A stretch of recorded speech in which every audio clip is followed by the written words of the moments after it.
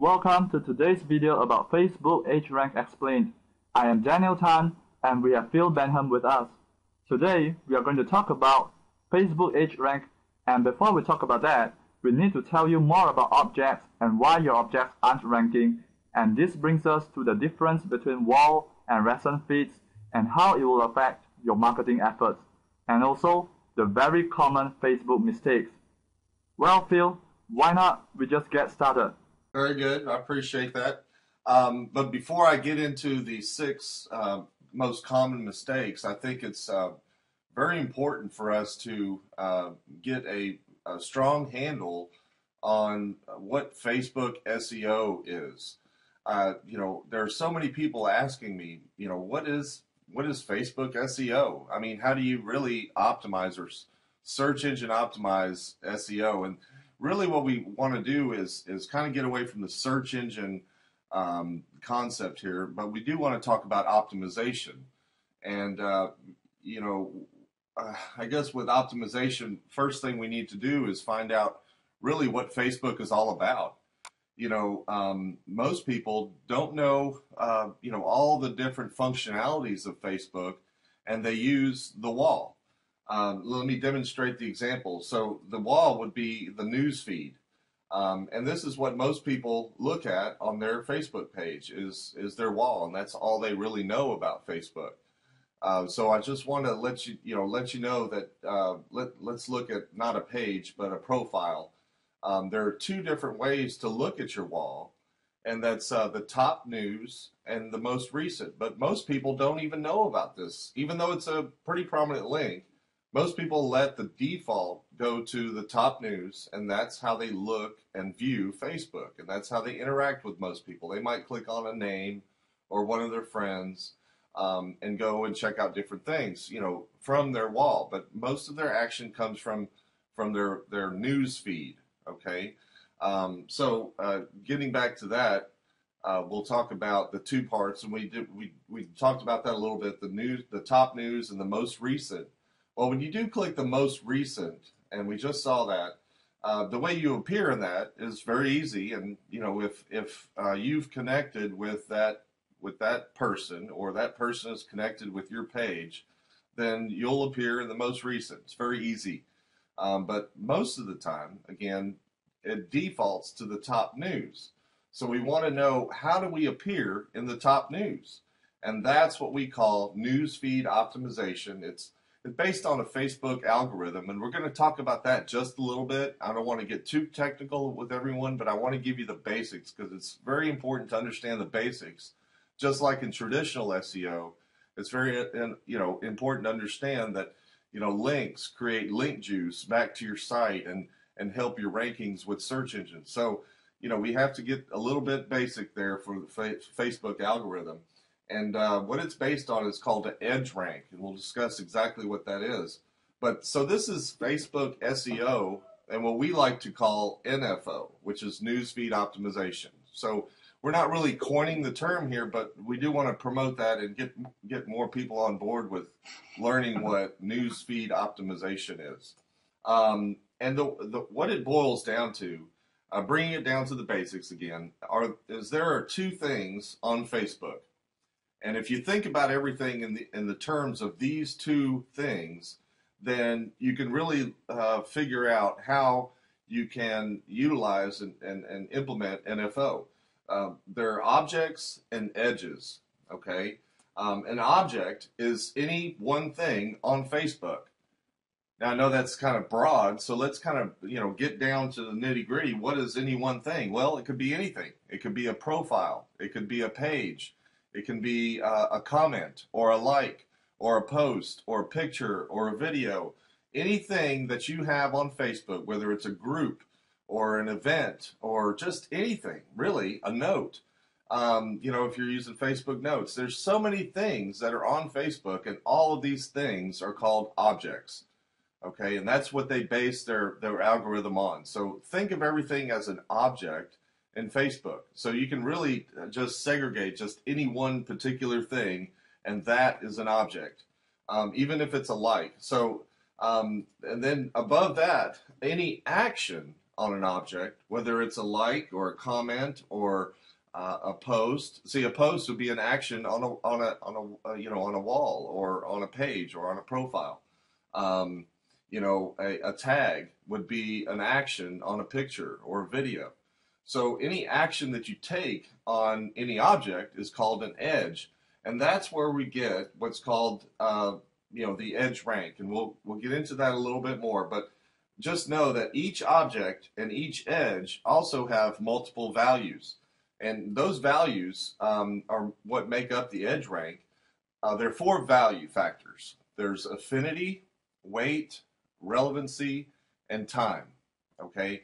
Now, time is something we won't really get into. It's real basic. It's when was this posted or when was this done, and of course the longer time that's progressed, the lower value it gets. So the quicker it is, or the most recent it is, the more important it is. So that's just one of the factors, and it's very easy to think about that way.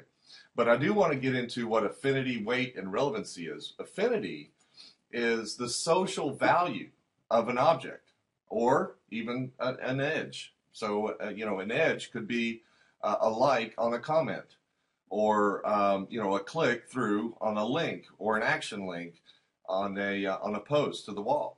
So those are affinity. Any of those things, the tags, or if you use the new send button, those are all social value, and those are all affinity factor.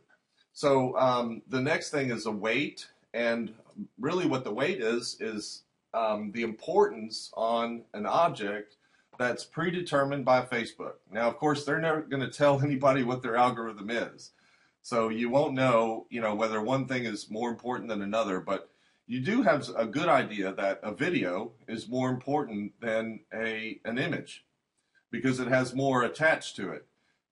Then again, a comment would be more important than a like, because it takes action.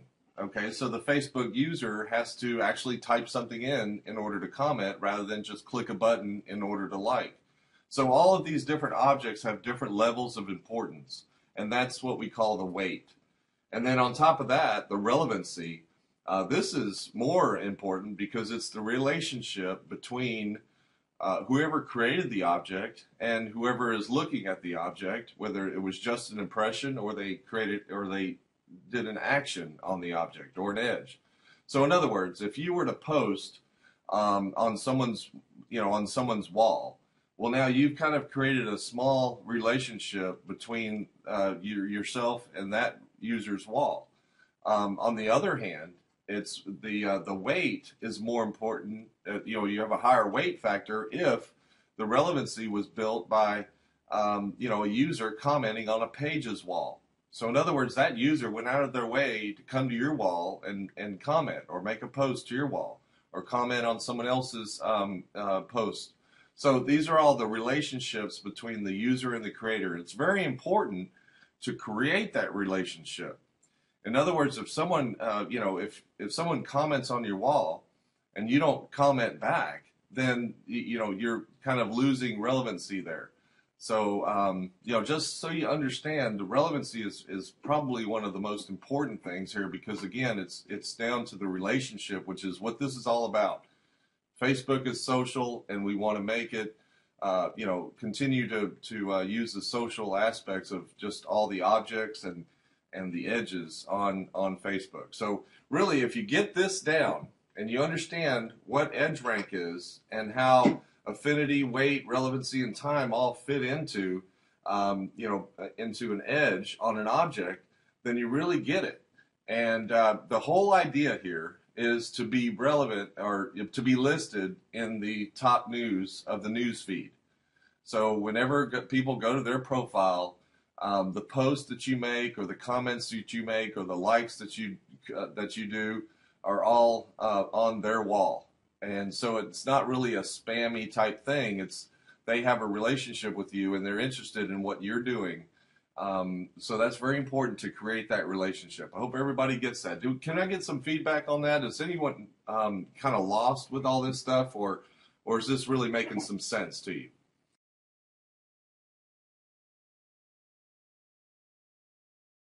All right, so let's go into the mistakes that page owners make. And then more importantly, after we cover those, I'm going to show you how to avoid them. Okay, so if I talk about a mistake that page owners make and I don't show you how to avoid them yet, understand that I'm going to tell you that in just a while. So mistake number one is creating a fan page, which that brings traffic. Or you think that just creating a fan page will bring you traffic, and that's not the case. The first thing we need to look at here is, how do people actually use Facebook? All right, so not a lot of people use Facebook the way marketers might use Facebook. Really, all they do is log into their Facebook, they see their news feed, they like or comment, they look at the photos, they go back to their news feed. So it's really kind of this, they don't use all the functionality of Facebook. They don't really get into it as much as maybe a marketer would. And you just have to understand how people actually use Facebook. To most people, all it is a news feed. And they use it to connect with their friends or their family, or they meet new people, or they, network with folks. So, it's not, as much as we think it would like to be about using Facebook. And again, here, the objects that you have on Facebook are based on the Edgerank. And the way you get to the news feed is what we talked about before, where, it's based on the Edgerank. One of the things I like to point out is that fewer than 10% of users change their newsfeed settings. In other words, they let the default to their top news, and more than 90% of people on Facebook don't even change that. They don't change it to look over to most recent. And a lot of times, even if they do, it'll default back to the top news, or they want to see the top news, as their profile. So, understand that it's not always going to be the most recent. And then fans who've liked or commented on your page are going to see your post. That's the thing. If they have liked or commented on your page, they're more likely to see your posts. But if they haven't, and in other words, if they've just liked your page and you don't have a high edge rank on a particular object, well, that's not too likely to appear on their wall. But if they've commented on your page, then it's more likely that your post or your object is going to appear on their wall. So just kind of understand, that just creating a fan page is not going to really bring you traffic, because the newsfeed is a much more important aspect of Facebook than we like to realize. And the second mistake here is that, people think that a welcome tab will get you more fans. That's just not the case. People who don't see your post, up to 75% of your fans don't even see your posts. And that's because the object doesn't have the edge rank that you think it might. And the fans who do see your post, there's a percentage underneath that actually see your post. And then, of course, those who like or comment is a very small percent, up to 4%. So really, of all your fans, if you have 1,000 fans, you may only have 40% 40 people that comment on your page. And the percentage is even lower who actually go to your fan page. So, just think about some of these things as you move forward with your, developing your welcome tabs in order to get more fans. If you're not using a reveal tab or a fan gate, it's really going to hurt, because they're going to default to your wall. And or even if you've created a tab, maybe you call it welcome, and they go to that welcome page. Well, if you don't have a fan gate there, in other words, like us, to reveal some content, and that's becoming almost standard among marketers now, but a lot of people have a problem with, how do we create that? How does it work? So we're going to be talking about that a little bit. And then again, it's only good if non-fans visit your page. If someone's already connected to your page by liking it, they're going to default to the wall. And then, using a like button on your site, a lot of people do this. I've noticed that like buttons all over the internet, not on Facebook, but on your own website. Anyone who clicks that like button, if they ever visit your page, they're gonna default to your wall. And they might not ever visit your page. Maybe they liked it from your website, but they've never even seen the page that you have on Facebook. On our page, for instance, I'll probably always use our page as a sort of example. If you click on, just about any one of these tabs, we'll have a like gate that's there. So if I don't like the page yet, and I can choose whether, as an admin of the page, I can like it or not like it. If you're using the Facebook as your page, then you won't be able to have this option. But if you use it as your profile, as your admin profile, then you can. And then you see, the like gate. So if we make this our default wall, default tab, and the way you do that is you go to your wall and you click Edit Page, and it's going to default you to the Manage Permissions, and then you'll see down here the Default Landing tab. When you look at that, you can pick any one of your tabs that you can default anyone to. So if you have a like gate on any one of your tabs, that's the one you should be, defaulting to. So when they view the page, that's going to be the page they go to. Of course, the admin won't do that, but anyone else, if they go to that page, this is what's going to default to. And then, and really, it's whatever you want to put here. It's just, you can just put a big image. You can put whatever you like. In the past, we've used opt-ins. You can just do whatever you like on a reveal tab here. Once you click the like button, then it goes to whatever's behind that, and it stays on that tab. And then of course Facebook takes a while sometimes, depending on the traffic on their servers. So then we have whatever's behind the tab. All right. You can also use this concept with other things. Now, I won't get too much into that because I want to continue with what we're talking about. Using Facebook ads, that's another mistake that people make, is that they think that that's going to bring a lot more traffic. And sometimes it does, but it defaults to the wall. So it might not bring the traffic you want to the right place because they automatically, most folks, like the ad before they click on it and go to a wall. So if you're trying to get them to a particular tab, it's very important to understand, about that ad and have other ways to get to that tab from your wall. All right, so moving on, the third mistake is overestimating apps. So a lot of people are using applications, and what happens when you first go to an application and it requests this permission? It's very important to understand that you can't really do that because you're losing 75% of your traffic by requesting permissions. So you want to stay away from those apps that actually request permissions, before a user interacts with them, because the more you ask from someone, the less you're going to get. And we all know that with any type of opt-ins or marketing online. It's just the common principle. The more you ask, the less you're going to get. Requesting permission instead of just asking for a name and email is kind of it's just scary, because now all of a sudden you're giving permission for something that you don't know. You want to read through all these things, and sometimes some applications will have 1, 2, or 3 different types of permissions that they're requesting. And 9 times out of 10, you're going to click this leave app rather than allow permissions, because you just don't know where to remove apps permissions. Now, I'm just going to go back to Facebook here for just a second. And where do you remove permissions? In other words, if you've allowed an application a permission, where do you remove that? It's kind of, way underneath in this account. A lot of people do click this account and go to account settings and look for it, but you can't. And privacy settings, oh, that sounds good.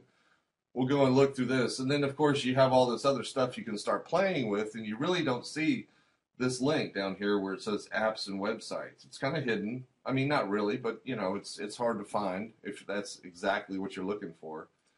Then you have to click Edit Your Settings. Then you have to go into Edit Settings and then click, you have to close one of these out.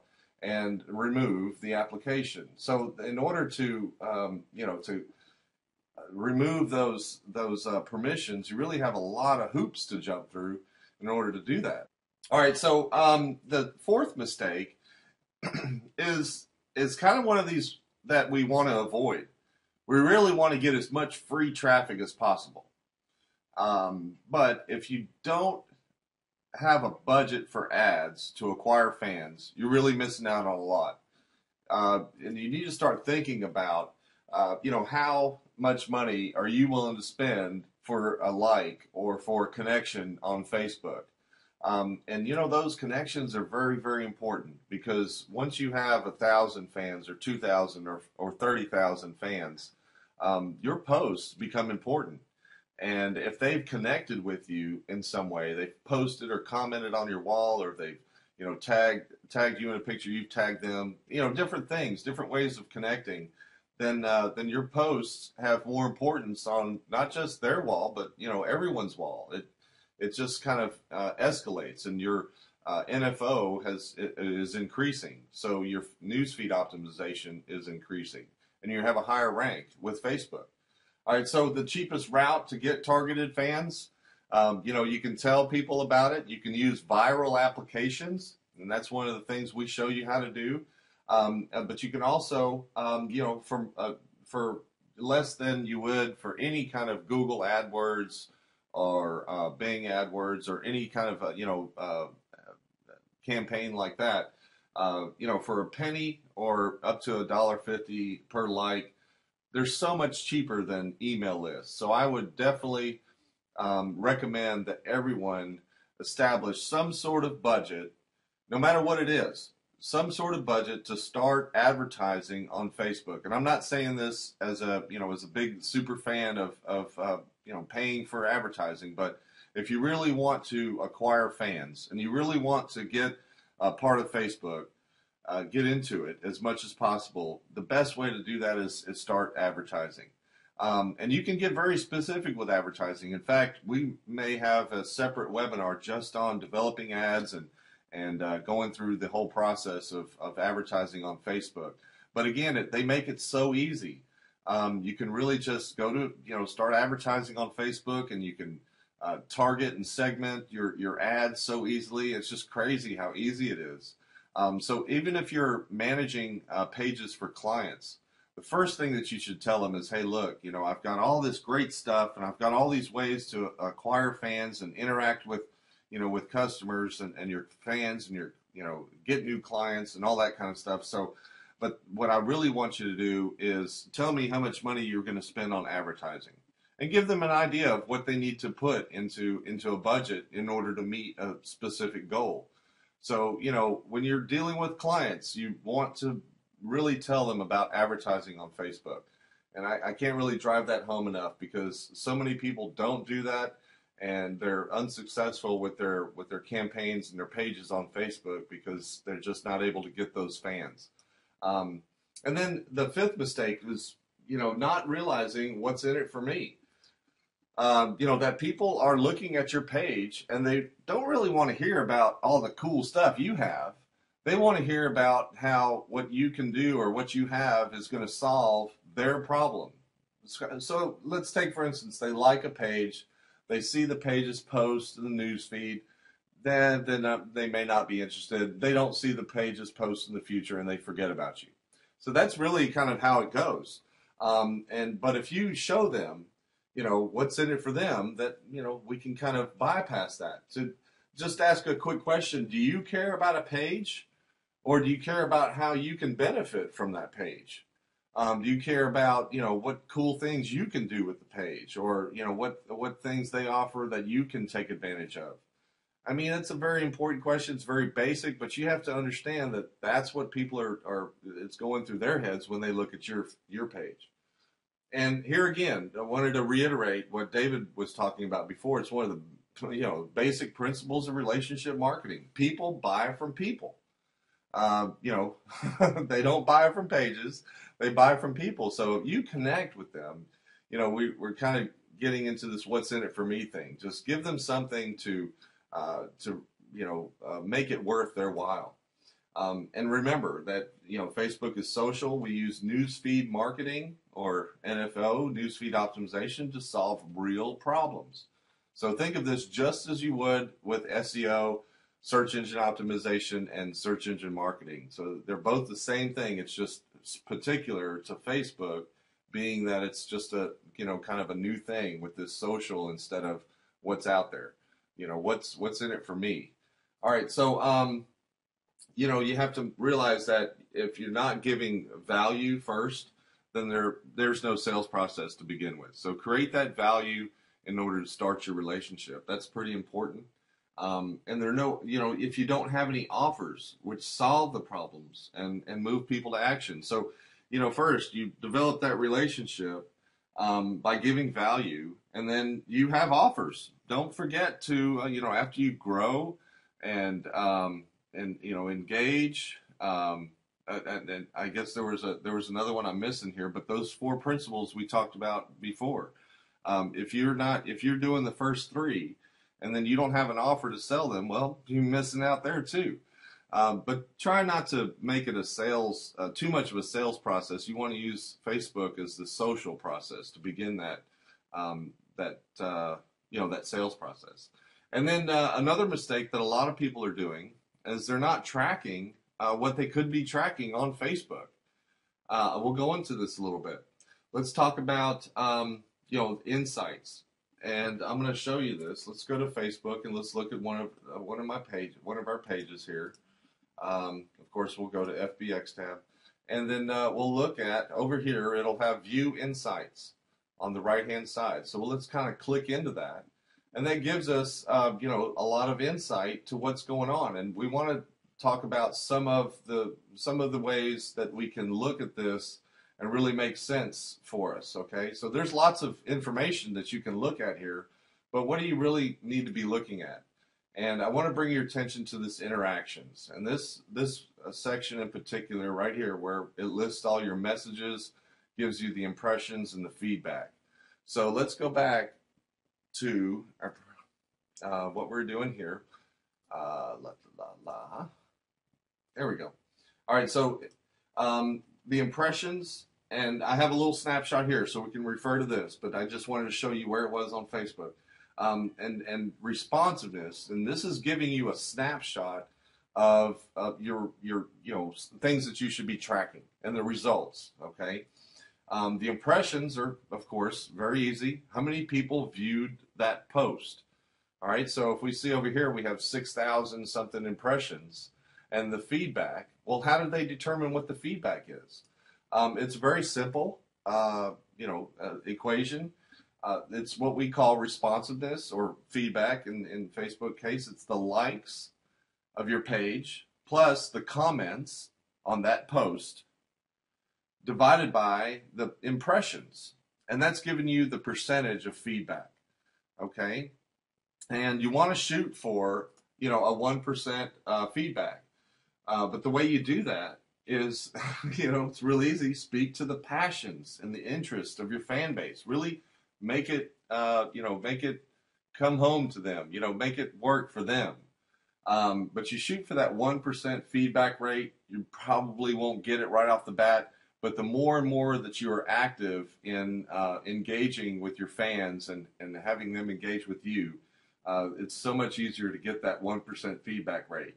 Also remember that if you have links in the post that link off of Facebook, they don't count towards the feedback rate. So they can click those all day long, and you won't be able to really tell what's going on with your feedback just because they click that link. Now, if they click that link and it goes to another page, or it goes to the wall, or it goes to an event or something on Facebook, then it does count towards the feedback rate.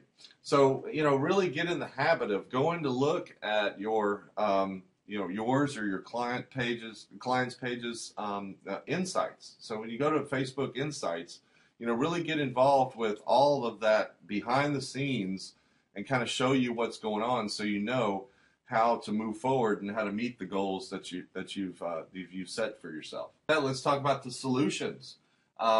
And one of the first things that we talked about was engaging with your visitors by using, and the way we do that with XTab is by using content. We really focus on building the content, using videos, using different things on your tabs, and just really landing pages and a lot of different things, especially like downloads and offering different things, coupons and that sort of thing. We're all engaging with the visitors by using content, and this is going to bring you so much more exposure. And that's really important, is exposure. What else can I do to bring exposure? Well, there's another thing, and providing easy fan gating. Well, that not only increases your exposure, but it increases your edge rank, which in turn even increases your exposure even more. So, having that fan gate in place and making it easy for folks to use is one of the things that XTab really excels at. And then, of course, using the apps as tabs, which don't require permission. Remember, we talked about that. The more permissions you require from users, the less you're going to get, the less interaction you're going to get, the less exposure. So as you use these apps as tabs on your page, make sure that they don't require permissions. And that's one of the things XTab really relies on is, we use the like button quite a bit, and we use the share button, but we don't require permissions of folks to be able to proceed through the process of any particular application. And then, of course, a budget with a strategy. What we do is we allow you to, not spend all the money that you're spending on creating all these, your pages and getting the content developed and built and managing your pages for your clients. And you're able to, devote some of your budget to ads, and that's very important. But you're also devoting it to ads, but with a strategy that delivers a return on investment. So that when those ads are being clicked, they're going to these pages and these tabs on your page that have a very specific goal, and all works together towards whatever strategy you've developed, and ultimately brings you a return on investment. And then, of course, specific offers, giving value. And not just value. So we're giving value. In other words, we're giving them a coupon or something that they can use towards a purchase, or we're giving them a download or a free PDF or a free explanation on how to use something, or whatever it is we give away, whatever specific offer we have that gives value. We also like to incorporate calls to action in every one of those, so that there's something to come back to the page, and so that so it's a trade. So you're giving something for something coming back, and it's very easy for folks to do. So all of these things are the ways that XTab meets the solution for all the mistakes that we can easily make on Facebook as page owners. Right. Phil, thank you very much for the presentation, and folks, stay with us on our next video where we are going to talk about how XTab is going to change the way you use Facebook and how it actually helps you to get those interactions and exposures for better edge rank. So see you on the next video.